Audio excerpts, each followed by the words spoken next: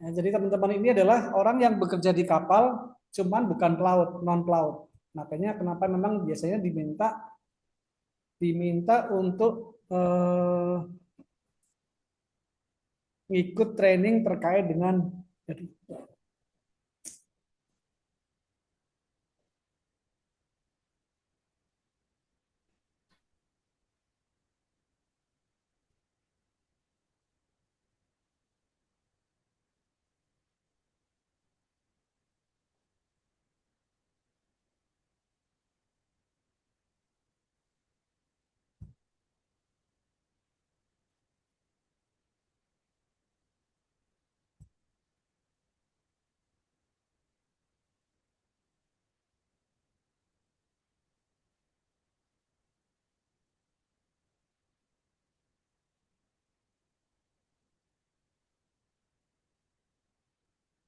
hilang.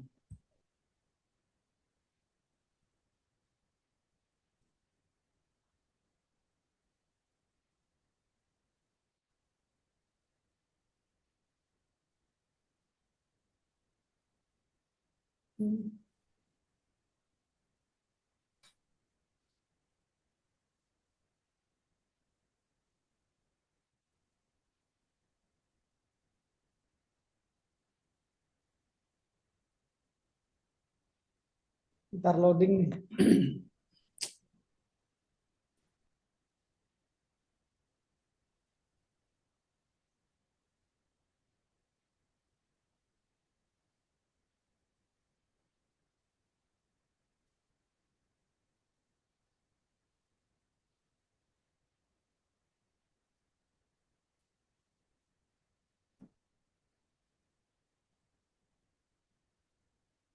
Ntar ya.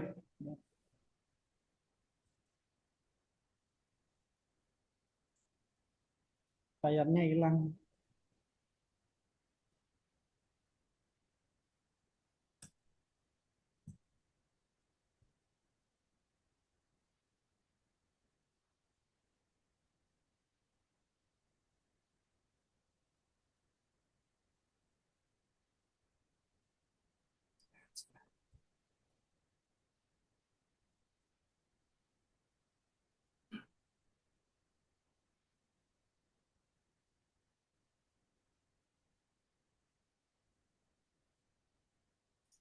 Oke, jadi kenapa kok kita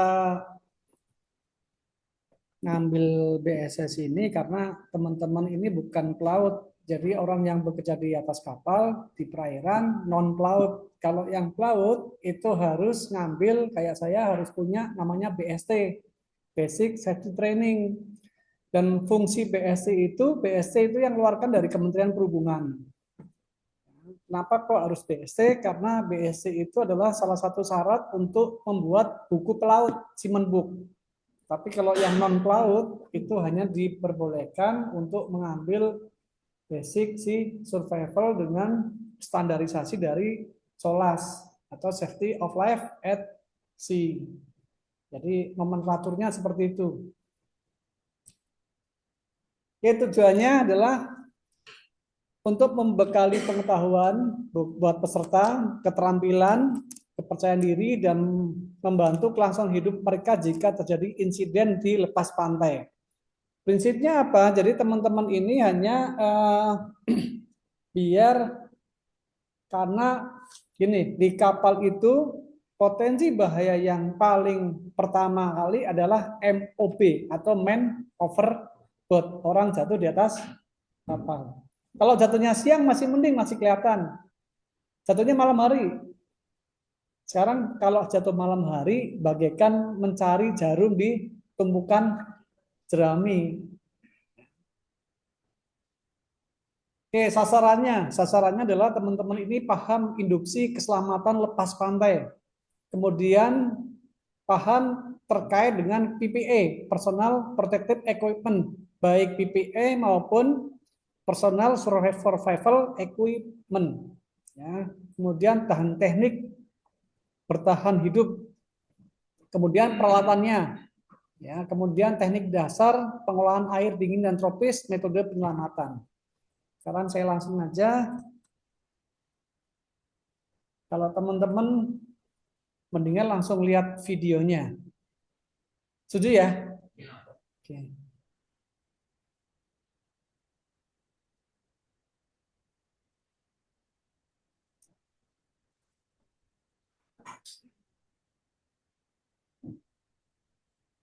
Lebih pas lihat videonya, lebih pas nih.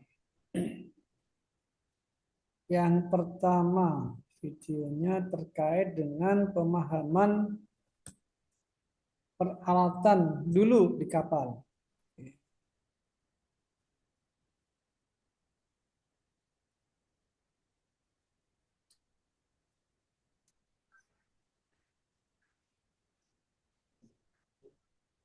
Ya.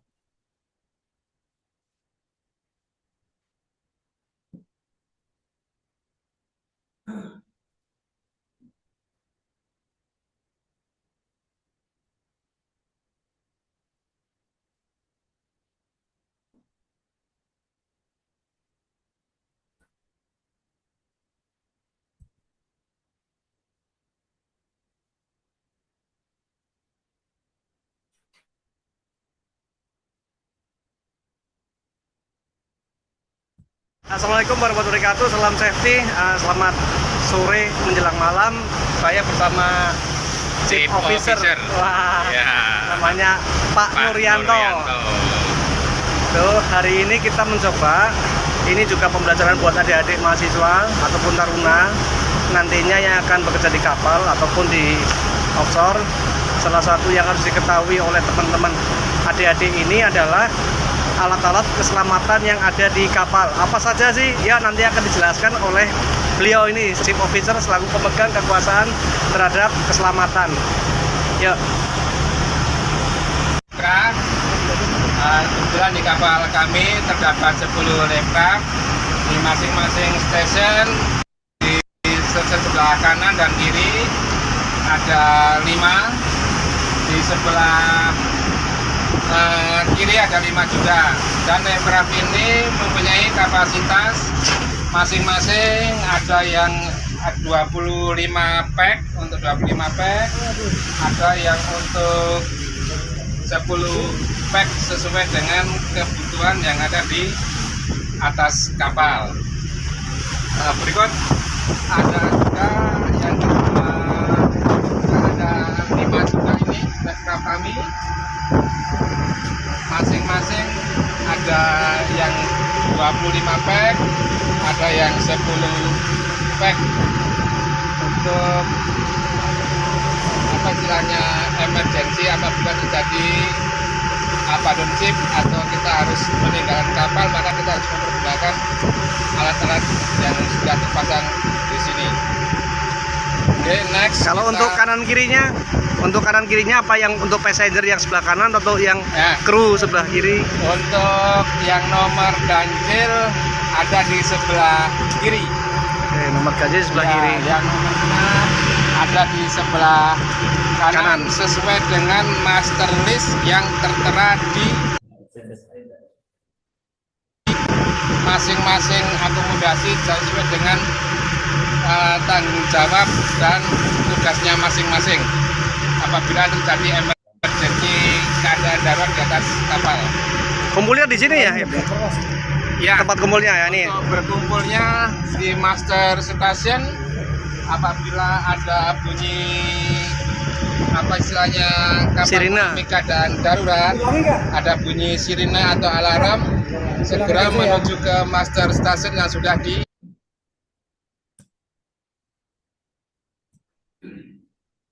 Ya, karena nanti kayaknya kapalnya gedenya sama seperti ini. Ini biasanya memang kapal survei soalnya.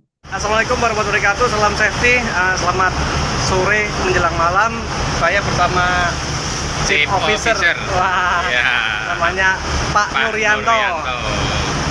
Tuh, hari ini kita mencoba. Ini juga pembelajaran buat adik-adik mahasiswa ataupun taruna nantinya yang akan bekerja di kapal ataupun di offshore. Salah satu yang harus diketahui oleh teman-teman adik-adik ini adalah alat-alat keselamatan yang ada di kapal. Apa saja sih? Ya, nanti akan dijelaskan oleh beliau ini selaku Chief Officer selaku pemegang kekuasaan terhadap keselamatan. Yuk. Kebetulan di kapal kami terdapat 10 lifeguard di masing-masing stasiun. Di sebelah kanan dan kiri ada 5, di sebelah kiri ada 5 juga. Dan lifeguard ini mempunyai kapasitas masing-masing, ada yang 25 pack untuk 25 pack, ada yang untuk 10 pack sesuai dengan kebutuhan yang ada di atas kapal. Berikut ada juga yang ada 5 juga ini lifeguard kami.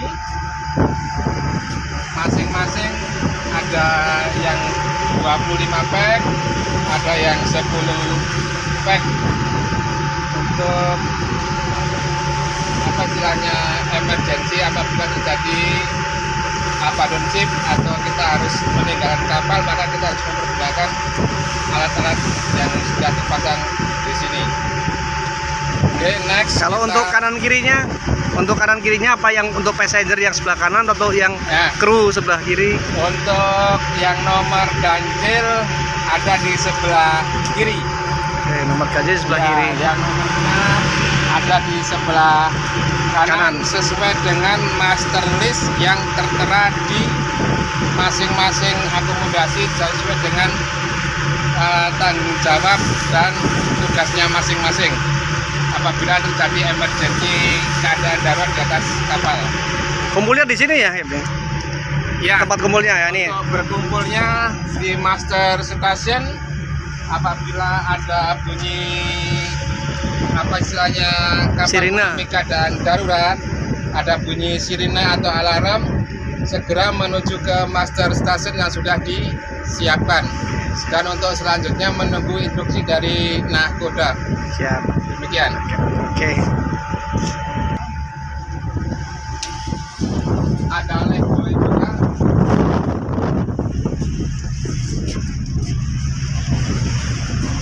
Termasuk ring boy ini ya? Ya, ini lifebuoy juga kita pergunakan apabila terjadi MOB atau man overboard, orang jatuh ke laut.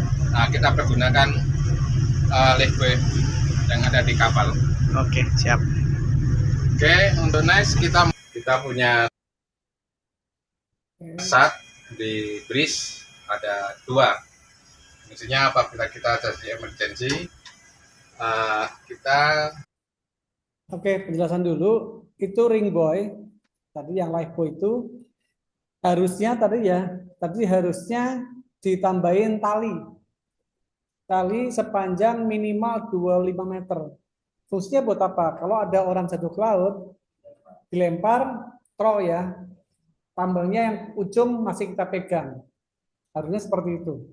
Cuman tadi memang satu belum dikasih tali, tapi biasanya kalau di pekerjaan-pekerjaan yang kayak punya Pertamina, punya Wika, itu syarat-syarat CSMS namanya, Contractor Safety Management System, itu mereka ketat. Alatnya harus ini, expired harus ganti. Nah, cuman ada beberapa tempat-tempat yang mereka CSMS-nya masih kurang, artinya masih kurang ketat. Tapi kalau memang CSMS-nya ketat, kayak punya Pertamina, tadi saya katakan Pertamina Hulu Energi, punya KJG, Kalimantan Jawa Gas, itu pasti mereka, saya nggak mau tahu, pokoknya ini alat ini harus ada tambangnya, alat ini tidak boleh expired, harus ganti dan lain-lain. Nah, ini kalau yang ini namanya IPEP, ini dipegang oleh cuman kapten sama chief officer. Karena di atas kapal yang punya kewenangan terkait sama K3, sama safety itu adalah chief officer. Kecuali nanti di krunya unsur ada yang ditunjuk sebagai orang safety. Kalau ada yang ditunjuk sebagai seorang safety, maka safety ini akan selalu koordinasi dengan chief officer. Makanya saya kebetulan yang ditunjuk, ini perusahaan saya kemarin namanya PTTHI, Teknik Horizon Internasional. Saya ditunjuk sebagai seorang safety, maka saya selalu bergandengan sama Pak Nuryanto selaku chief officer. Jadi saya di safety ini saya punya peranan, saya menyelamatkan teman-teman kru non pelaut. Kalau Pak Nuryanto menyelamatkan kru dan alat yang teman-teman yang pelaut. Makanya kita harus gandeng. Kita harus gandeng itu kita harus tahu dulu penempatan alat-alat keselamatan itu di mana saja. Ini teman-teman juga sebelum naik kapal sebaiknya harus tahu dulu juga. Oh ya, yang belum air putihnya ya. Tumben biasanya kan sebelum acara air putihnya sudah ada duluan. Ya, harus tahu dulu. Nanti teman-teman juga akan harus diajak minta kalau misalkan sampai sebelum kapal naik, kapal masih sandar, alangkah baiknya dari unsur nanti minta tolong pada kapten sama chief officer-nya. Chief officer itu adalah orang kedua setelah kapten. Cap atau CO, tolong dong kami teman-teman dari unsur, kami pada saat safety induction kami diajak keliling area-area bagian kapal mana yang boleh dan tidak boleh kami tempatin. Kemudian kami pengen tahu yang pertama alat-alat keselamatan di kapal apa saja. Terus kemudian kami dikasih tahu pada saat kalau ada emergensi kami kumpulnya di mana. Karena tiap kapal kumpulnya beda-beda, ada yang di depan, ada yang di belakang. Beda-beda. Tiap kapal dengan tonase dan GWT itu akan beda-beda tempat untuk titik kumpulnya. Kemudian nanti teman-teman juga minta tolong sama CO karena akan dibagi oleh chief officer. Kami kamar berapa? Nanti karena tiap kamar, misalkan Mas Mukti kamarnya kamar 4. Kamar 4 itu adalah berarti genap. Nanti genap ada di sebelah kanan lambung misalkan. Berarti saya akan tempatin disiap-siap kalau ada emergensi, menempati tadi yang di video adalah lifecraft di perahu nomor genap misalkan seperti itu. Jadi sebelum kapal jalan, sebelum kapal jalan, satu orang siapalah yang jadi komando nanti di teman-teman unsur, nemuin kaptennya, Cap atau chief officer, mohon kami satu safety induction.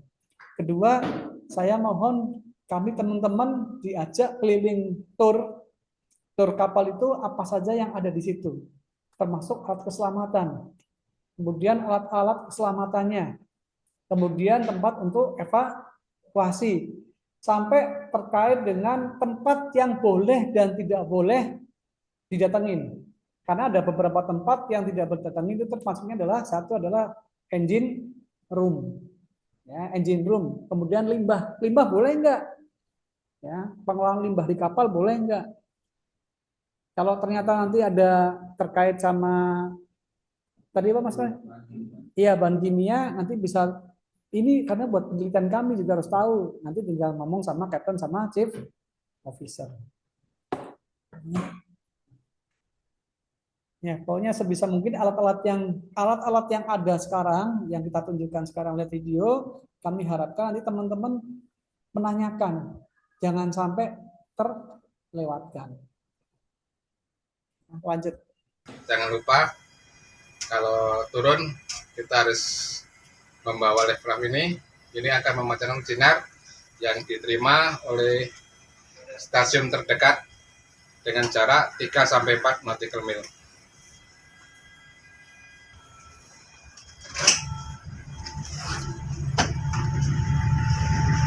Fungsinya apabila kapal mengalami keadaan darurat atau apa, nah efek ini bisa memancarkan sinar yang dapat diterima oleh kapal-kapal lain sehingga kita cepat mendapat bantuan dari kapal-kapal tersebut yang melintas di area kita.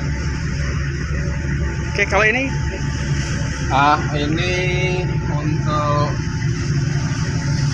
ya, ini juga bisa kita gunakan. Fungsinya ini menimbulkan memancarkan asap. Di samping asap juga ada istilahnya smoke signal ini ya? Ya, betul sekali. Smoke signal. Okay. Sama lampu. Oh, sama flare. Ya, flare. Oke. Kemudian lagi pemadam api ringan, api jinting. Ini ada bermacam-macam kegunaannya, istilahnya untuk jenis kebakaran yang ada di atas kapal. Ada yang menimbulkan arang, ada yang dari listrik, ada yang kebakaran dari fuel. Klasifikasinya dibagi ya 4 ya, ABCD itu. Nah, ini yang dipergunakan untuk yang dari listrik. Apabila ada kebakaran yang dari listrik, ini yang dipergunakan. Dry chemical ya? Iya, dry chemical. Oke, juga udah dilengkapi dengan petunjuknya ini ya. Ada juga dilengkapi dengan petunjuknya.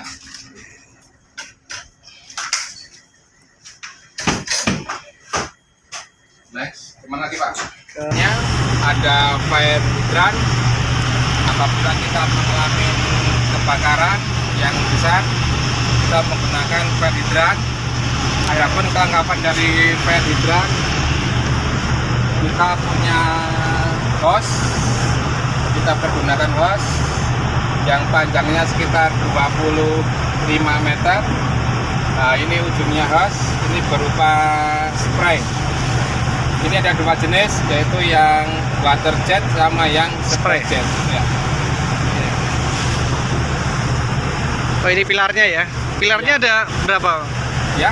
Pilarnya totalnya di sini ada berapa? Di atas kapal ini sekitar ada 12 pilar. Titik pilar untuk fire hydrant. Jadi kita sudah nggak ini lagi, semuanya sudah ready, semua di atas kapal harus siap ready untuk dipergunakan apabila kita mengalami keadaan emergensi kebakaran atau fire drill. Oke.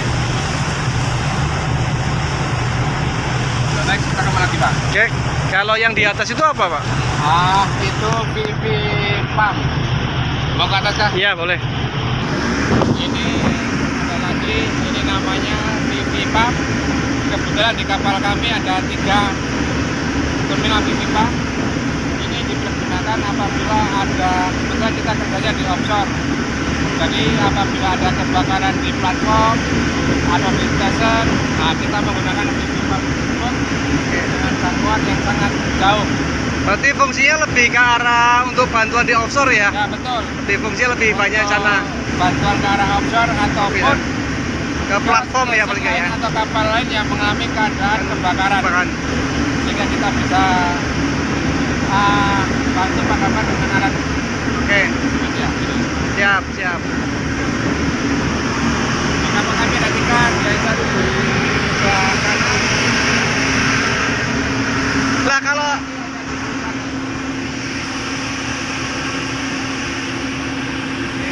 Lah kalau ini sendiri Pak, perahu karet ini namanya rubber boat. Ya, rubber boat ini dengan kapasitas 6 pek.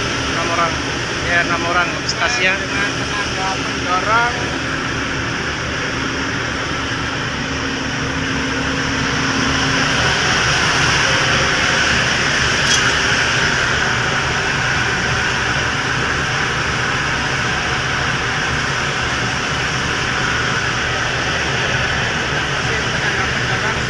25 PK. Ya. Ini bisa kita gunakan apabila kita mengalami keadaan emergensi atau apa, bisa kita gunakan. Ya, ini rubber boat. Rubber boat itu digunakan misalkan ada orang MOB, man overboard, jatuh di laut, kemudian sudah agak terlalu jauh, maka yang digunakan dan hilang, maka yang digunakan adalah rubber boat ini. Nah, rubber boat ini yang dipakai kapasitas untuk sekitar 5-6 orang. Ya, 5-6 orang, 1 sebagai jurumudi, ya, 2 sebagai orang rescue. Nah, makanya dipakai paling 3 orang untuk mencari orang yang jatuh. Karena kapasitasnya paling maksimal 6 orang. Nah, karena ini adalah di laut, lepas, maka perahu tempel ini yang digunakan minimal 25 PK. Kalau 15 PK ngeden, nggak kuat. Ibaratnya motor, sepeda motor 80 cc dipakai di jalanan pasti akan kalah. Maka minimal dipakai adalah yang 25 PK. Syukur-syukur 40 PK. Tapi kalau 40 PK, maka mesin semakin gede, maka rubber boatnya juga pasti akan menggunakan kapasitas yang minimal 10 orang lebih lagi. Biar enggak apa ya, jengat loh, kebanting. Rubber boatnya kecil, mesin PK mesinnya tempelnya lebih gede, otomatis akan apa ya? Kalau orang Cirebon jengat tahu nggak jengat? Tahu ya. Kalau Mas Roy aslinya mana? Oh, Bengkulu. Jengat tahu ya? Jengking. Jengking.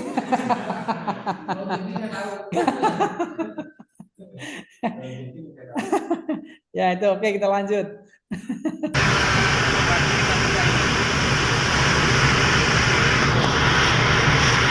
Ini namanya smoke detector, hanya untuk memonitor apabila terjadi ada asap. Alat ini nanti akan Oke, smoke detector. Nanti juga ada alat-alat terkait dengan pemadam kebakaran. Ya, alat-alat proteksi namanya, alat proteksi kebakaran. Yang pertama tadi hidran. Tadi hidran sudah teman-teman sudah dijelaskan. Hidran itu ada berapa pilar? Karena tiap kapal DWT-nya semakin besar, maka pilarnya semakin banyak. Pilar warna merah yang tempat untuk naruh selang. Ya, semakin gede DWT suatu kapal, maka akan semakin banyak pilar-pilar hidran.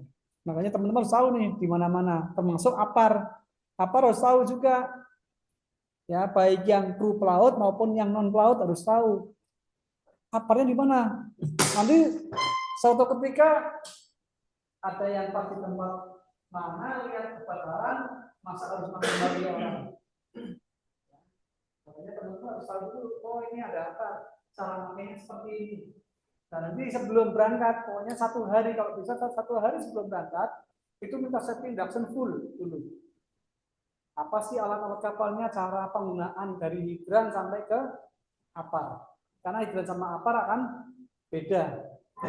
Tolong, harus tahu ini semuanya, harus tahu. Ya, jadi tidak akan harus manggil orang-orang yang pelaut. Pak, tolong Pak ini. Udah kebakaran gede baru manggil-manggil. Kebetulan ada yang lihat di situ, langsung aja ambil APAR, langsung semprot. Ya, karena tujuan APAR adalah untuk memadamkan api kebakaran di dini awal kebakaran. Karena awal kebakaran itu ada initiation, ya, ada growth, ya, kemudian ada kebakaran tinggi. Inisiasi itu adalah kebakaran mula 0 sampai 3 menit. Kemudian ada growth atau perkembangan. 3 menit sampai 10 menit itu adalah perkembangan api. Ya, kemudian setelah 10 menit itu kebakaran besar. Nah, kenapa kok harus tahu terkait sama namanya smoke detector juga? Ada smoke, ada heat. Tujuannya biar teman-teman yang ahli hisap, siapa yang ahli hisap? Mas Rizky ahli hisap ya.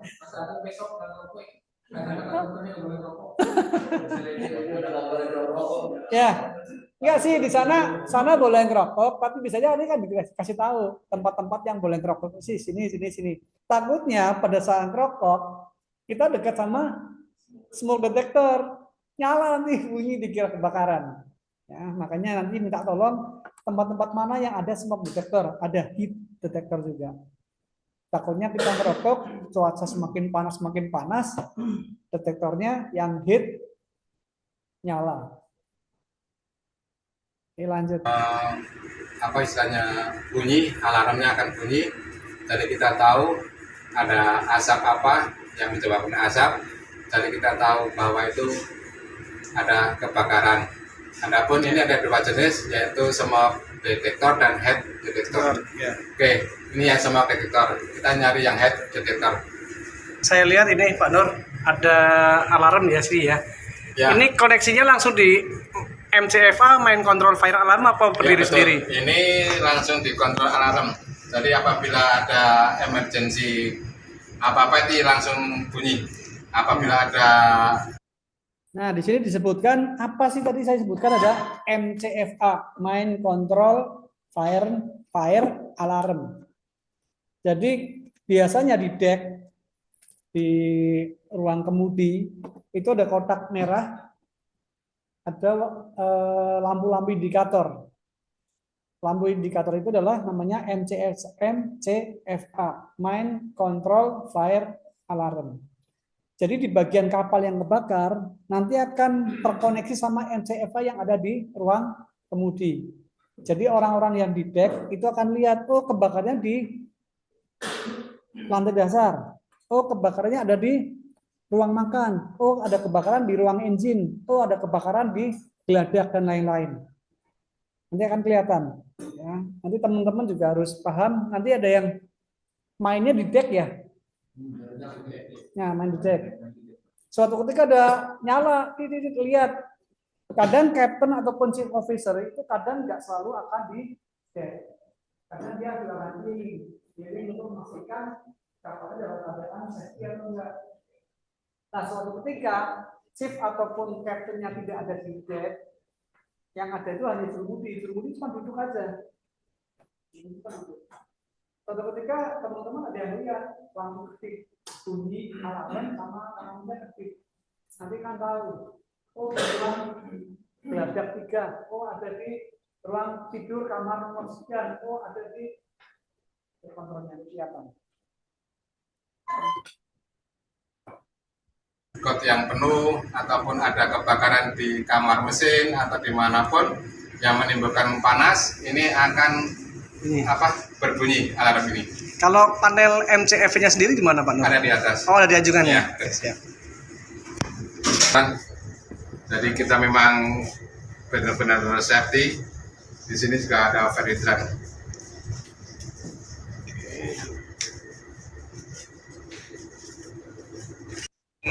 Sama Bapak Bos Pak Peter tadi sudah keliling-keliling ke kebetulan. Oke, sebelum saya lanjut ada pertanyaan sebelum saya lanjut, silakan. Biasanya kalau pergi-pergi tentu yang paling banyak tanya nih. Nanti memang harus banyak tanya di sana, harus banyak tanya. Karena kita kan di tempatnya orang ya, kita kan kerja di tempatnya orang. Memang sebaiknya kita harus banyak nanya, Pokoknya sebelum berangkat, saya minta sih pastikan dulu teman-teman dari unsur ini pastikan dulu. Bilang sama Captain, Cap, kami pengen, tolong dong, kami pengen, kita pengen tahu safety indeksnya kapal seperti apa. Pengetahuan safety terkait kapal itu apa saja. Kemudian peralatan, tur dong, sekalian tur. Syukur-syukur kami diajari untuk menggunakan hidran sama apar. Ya, hidran sama apar. Tolong diajarin. Oke, kita lanjut lagi.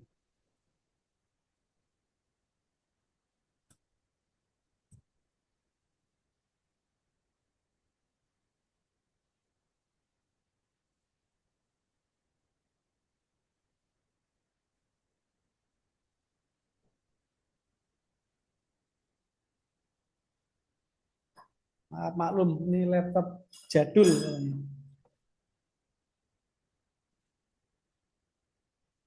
Ada lemot.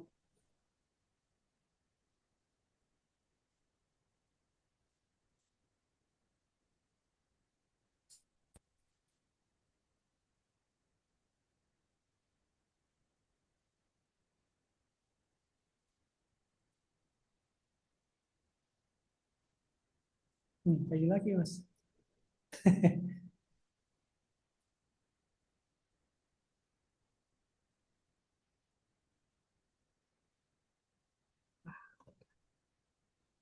Sering ini apa berubah-ubah sendiri kadang.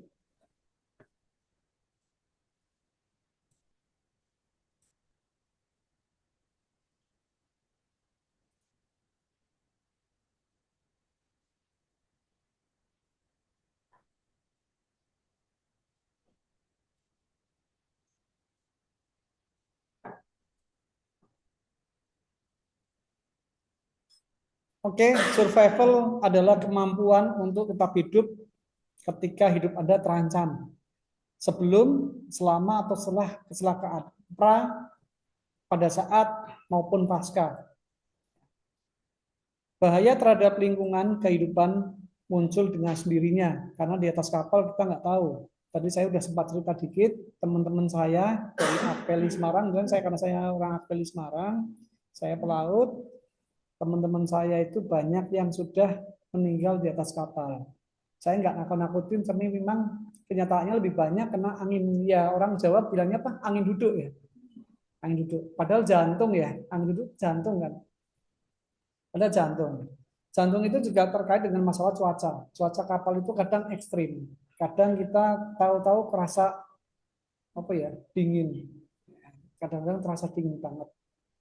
Kapan waktu kadang terasa panas karena cuaca di kapal itu kalau siang panasnya panas banget, kalau malam kadang dingin banget. Ya. Makanya kita harus bisa melihat suasana kegiatan di kapal. Suatu ketika kita kerjaan malam. Tapi kalau kemarin saya di survei ini kami tidak ada pekerjaan malam sama sekali. Jadi malam tidak boleh ada pekerjaan. Begitu pagi kita jam 6 sampai jam 6 sore. Jam 6 sore udah stop. Tidak ada pekerjaan. Ya, kapal hanya terapung saja udah. Nanti kita jam 6 pagi sudah persiapan, kita briefing, kita setting meeting, kita lanjut lagi pekerjaan. Biasanya kan seperti itu. Sebenarnya karena pekerjaan kita kemarin survei kayaknya mungkin hampir sama seperti itu. Beda dengan pekerjaan yang kemarin saya lakukan untuk pancang, itu memang 24 jam. 24 jam. Makanya jam kerjanya itu dibikin shift, 3 shift. Shift pertama, shift yang pagi jam 6 sampai jam 6 sore. Ini shift 1, shift pagi. Selesai sorenya dilanjut oleh shift 2. Shift 2 jam 6 malam sampai jam 6 pagi. Tapi biasanya kalau pekerjaan malam, jam 6 malam sampai 6 pagi itu lebih banyak ke arah kebersihan. Ya, lebih banyak ke arah misalkan kayak ngebor. Itu ngebornya hanya sebatas untuk bukan drilling tapi hanya untuk pembersihan. Jadi kayak inilah nyogok-nyogok. Maaf ya bukan saru ya. Jadi pipanya hanya untuk pembersihan dari crude oil dan lain-lain.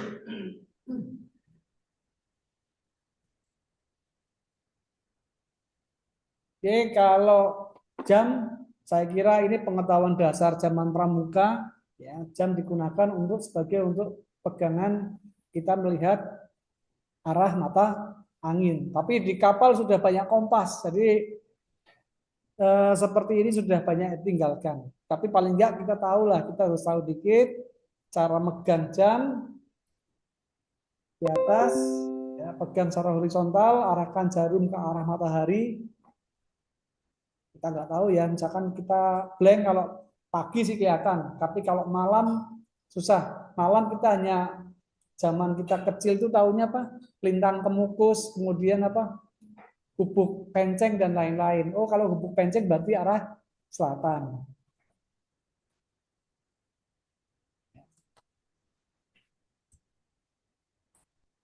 Oke, kemudian pemeriksaan.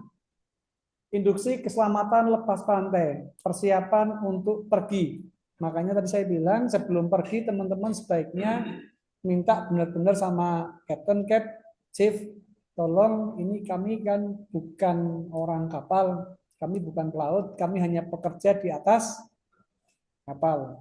Mohon Captain, Chief Officer memberikan induksi kepada kami dari ujung haluan sampai ke ujung buritan. Apa saja yang boleh kami lakukan, apa yang tidak boleh kami lakukan. Tempat-tempat yang boleh kami datangi dan tempat yang tidak boleh kami datangi. Terus kemudian apa saja yang di situ, termasuk pemeriksaan medis. Ada orang medisnya enggak nanti yang di? Ada. Ya, dari kapal biasanya tergantung juga kapalnya ada enggak. Tapi cuma kalau tempat medis nanti ada. Alat-alat medis juga kita siapkan. Ya, kemudian barang-barang yang dilarang apa saja? Mungkin ada beberapa kalau di pekerjaan-pekerjaan yang kayak offshore, yang drilling, itu memang tidak diperbolehkan membawa minuman keras, alkohol. Ya.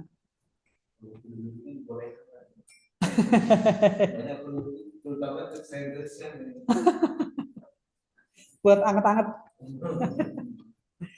Ya, kemudian pada saat bepergian, nanti ada pengarahan, prosedur, peralatan dan lain-lain. Ini yang tadi saya katakan minta tolong sama captain sama chief officer. Kemudian fasilitas bekerja. APD yang digunakan apa? Kalau teman-teman paling pada saat pekerjaan yang digunakan adalah work vest. Work vestnya sudah disiapkan dari kapal, pinjam ya.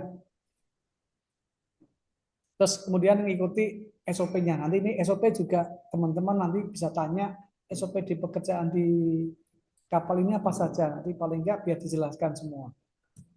Oke, lanjut. Nah, ini tadi sistem alarm instalasi tadi sudah saya jelaskan dikit.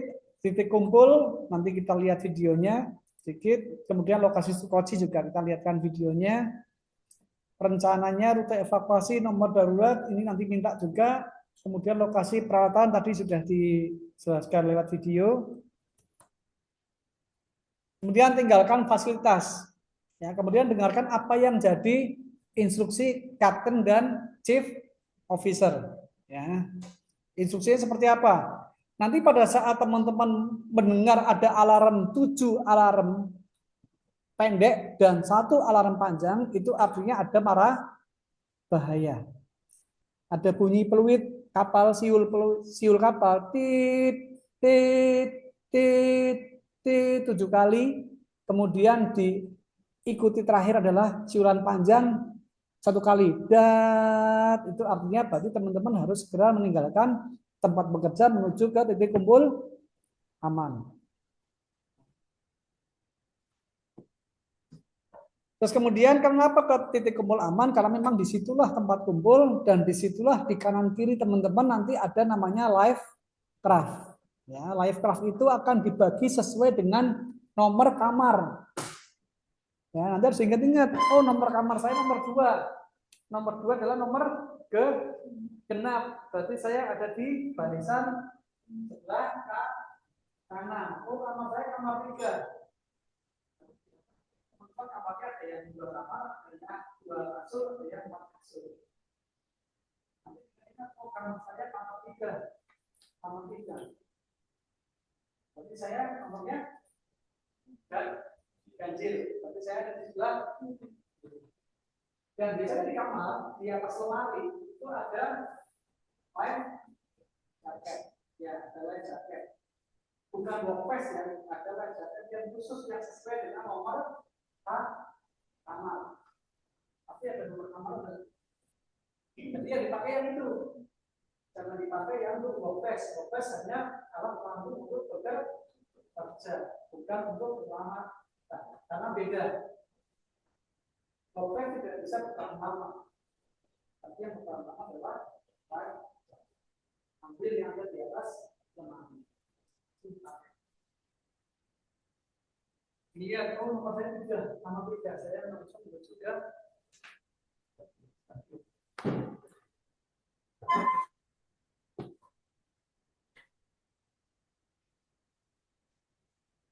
Nah, ini ada lagi. Anda seharusnya tidak pernah mempertaruhkan hidup untuk menyelamatkan hidup. Dalam aturan kegiatan relawan, Basarnas punya aturan, jangan jadi pahlawan. Selamatkan diri Anda sendiri sebelum menyelamatkan orang lain. Memang egois. Terkesan kata-kata ini sangat egois banget. Wah, egois banget. Tapi memang itulah yang harus selamatkan kita sendiri sebelum menyelamatkan orang lain. Ya, kemudian personal transfer, ada keberangkatan. Ini karena kita kapalnya kan bukan kapal yang dari kapal crewboat menuju ke kapal pekerja ya. Jadi kita langsung ada di kapal survei itu. Jadi kita tidak ada istilah nanti transfer. Transfer itu nanti paling dari darat menuju ke kapal. Nanti bisa pakai tangga, bisa pakai yang model tali. Jadi tidak digunakan model frog. Ya, nanti kita lihat. Nah, ini ada transfer keranjang pribadi. Karena teman-teman bukan pekerja offshore, pengeboran minyak lepas pantai, dredging, kemudian pekerjaan piling dan lain-lain, maka tidak menggunakan transfer keranjang pribadi seperti ini.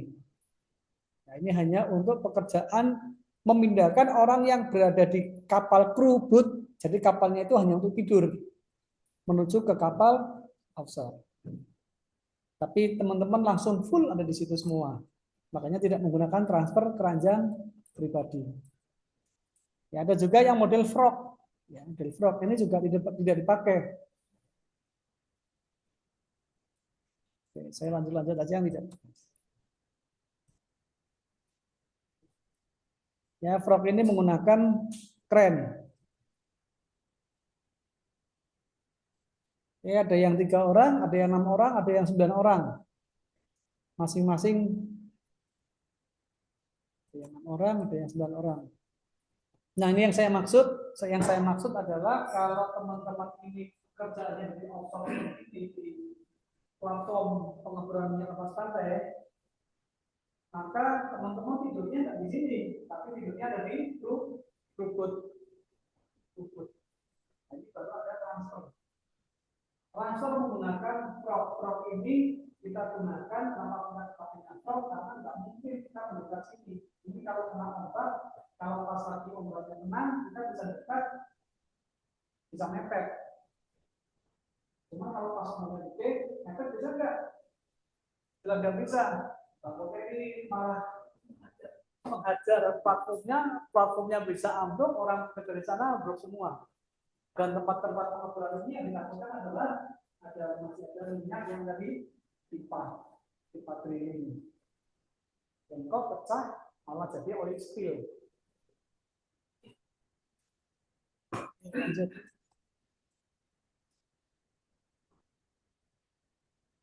Ya, ada transfer yang model ayun. Ya, model ayun seperti ini juga sama. Karena teman-teman nanti langsung ada di kapal supply, survei, maka tidak menggunakan sistem ayun. Ini kalau yang masuk orang tentara lebih gampang, anak pramuka tinggal ngayun. Nah, ini tanda-tanda ini juga teman-teman, nanti saya minta tolong sama Captain sama Chief Officer. Cap, tolong jelaskan rambu-rambu yang ada di sana. Apa yang pekerjaan kita, batasan-batasan kita apa? Nanti berarti masang ini ya, masih masang USBL, scan sama masang alat itu kan? Masang alat itu ada di bodi kapal. Jelas menggunakan welding, ada welding. Nah, ini tanya juga, Chief, Cap. Nah, biasanya kalau terkait welding, nanti ada KKM, kepala kamar mesin, atau BAS namanya, namanya BAS. Dia yang terkait masalah dalamnya kapal. Punya tanggung jawabnya itu, kita sama BAS. BAS atau KKM, tempat-tempat yang tidak boleh di welding sebelah mana? Pasti akan dikasih tahu. Oh, jangan di sini ya, ini ada area bahan bakar. Nanti sudah sana. Bahkan biasanya sebelum berangkat itu pasti akan nyeting dulu kan? Bisa dulu nggak maksudnya? Nyeting dulu. Biasanya pengisian bahan bakar, loading bahan bakar fuelnya itu akan dilakukan setelah adanya welding dulu. Jadi sebelum diisi bahan bakar, silakan lakukan setting. Bahkan ada dikuras dulu bahan bakar. Karena takutnya pada saat welding panas, sudah ruangan tangki bahan bakarnya ini naik, itu koordinasi dulu. Biasanya kapal juga punya ini namanya, punya permit to work, ada namanya hot permit, izin kerja panas. Nah, izin kerja panas ini nanti mengisi apa yang dilakukan sebelum welding untuk instalasi peralatan USBL, side dan lain-lain. Boleh nggak di sini Pak? Oh jangan nggak di sini, nanti sebelah sana. Karena ini pas bersama TNI bahan bakar. Karena kalau bawa kapal misalnya ini bawa kapal ya, bawa kapal misalkan, oh ini tempat tanknya air bersih untuk mandi, oh ini tangki bahan bakar, oh ini tangki air, jadi akan seperti ini. Oh nggak boleh di sini ya, karena ini pas, ini bisa pinggir. Bodi kapal jangan di sebelah sini, tapi sebelah sini, karena sebelah sini adalah tangkinya tangki air, jadi aman. Nah, seperti itu. Ini akan selalu nanya dulu sebelum dilakukan pemelasan. Nah, lifeboat tadi sudah dijelaskan di video. Semua skoci harus membawa semua peralatan, ya, kode SOLAS, Safety of Life at Sea, yang lulus untuk kelangsungan hidup. Dalam life raft itu sudah ada bahan makanan. Makanan paling enggak cukup untuk 7 hari, minuman untuk 7 hari. Kalau sampai 7 hari kapalnya tenggelam, teman-teman belum ditemukan gimana? Karena dalam Basarnas, Badan Sar Nasional itu punya aturan pencarian. Ada aturan pencarian spesies, pencarian adalah 7+3. 7 hari pencarian, 3 hari plus 3 hari. Kalau selama 10 hari yang kamu dianggap hilang. Masalah. 7 hari cari nih. Nah, tadi teman-teman lihat di video ada namanya IPEP yang dipasang di atas. IPEP ini adalah salah satu alat yang termuat di situ adalah satu nama kapal, nama kebangsaan kapal, pemilik kapal, jumlah kru kapal. Nah, IPEP ini begitu kena air, dia akan langsung memancarkan sinyal bentuk Morse yang dipancarkan ke satelit ke Basarnas dan ke Indonesian Coast Guard. Nah, syukur-syukur teman-teman nanti sebelum bayar, sebelum jalan itu bisa bersurat kepada Basarnas bahwa kami ada kegiatan ini menggunakan nama ini. Baiknya seperti itu. Baiknya bikin surat, ditujukan kepada Badan Sar Nasional. Kami dari unsur melaksanakan kegiatan di perairan menggunakan kapal ini dengan jumlah itu dari unsur sekian jumlahnya berapa? 19 orang. Namanya ini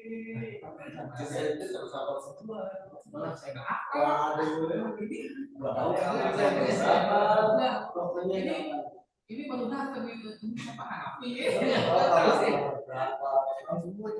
saran sebaiknya seperti itu. Suatu ketika kita kan nggak mau yang namanya malah bahaya insiden dan eksiden ini kita nggak tahu kapan saja bisa terjadi. Coba kita belajar tenggelam. Kalau di IPEP itu yang ada hanya nama kapal, pemilik kapal, kemudian kru kapal. Hanya kru kapal yang laut, tidak termuat nama non-lautnya. Non-lautnya tidak ada. Artinya sebenarnya dari unsur di luar dan juga kepada masyarakat setelah pada semangat. Nanti saya juga akan pasti akan disebar. Jadi satu ketika ada apa-apa, Basarnas tahu begitu IPEP nyala, IPEP-nya belum nyala, dan nyalur ke satelit Basarnas tahu, oh di kapal ini juga ada dari unsur. Contoh seperti itu.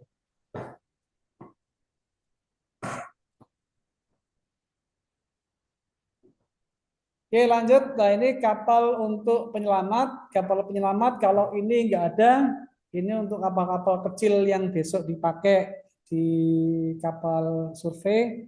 Biasanya nggak ada yang jenis ini.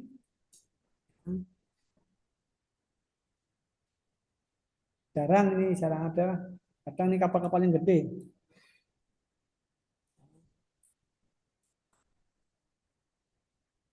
Ini kalau teman-teman pernah lihat video Captain Phillip,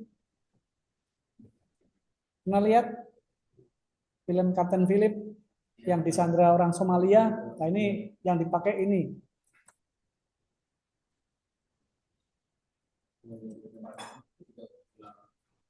Oke, kita istirahat dulu sebentar.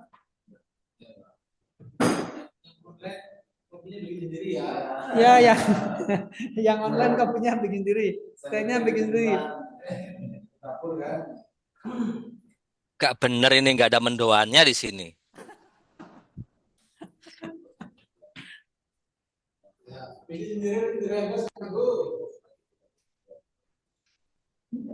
Siap, Pak Mukti. Man.